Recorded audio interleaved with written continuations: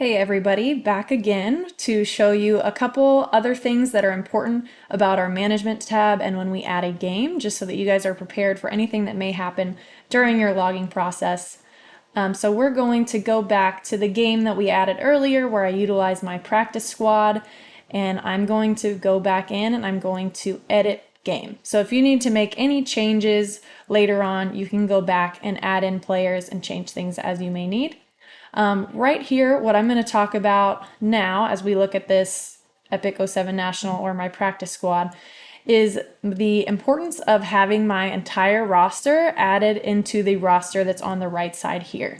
This is going to be what allows me to make substitutions throughout the game. So it's really important prior to game time, if you're doing this in a live logging setting, that we have all the potential players that may play in the game here in the roster. So make sure that you have everybody. I know in a fall game you may plan on playing everyone at some point in time, so you want to just have them added prior to the game starting so that everything goes smoothly during your process.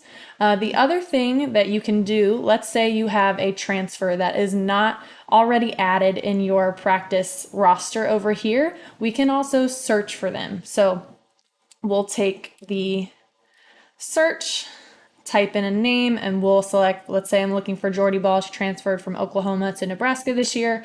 Now she's already up. She will be associated with her previous team, but that's not going to be an issue for anyone. Remember, in your team logger, it's only going to be viewable by you. No matter if your players have transferred in or not, they will just be on your roster, and you should not have any issues with that. But now, like I said, so you can add in your players that are missing, as simple as that. Remember, we added our freshmen in our management tab with teams and players prior to, so this player search is going to be helpful for any returning players that may not be in the roster yet, or for any transfers. So that's going to help you out there. If you do have any players that maybe just previously played on your team but are no longer there anymore, we can always select them and then remove from the roster as well, just to make this a little bit cleaner.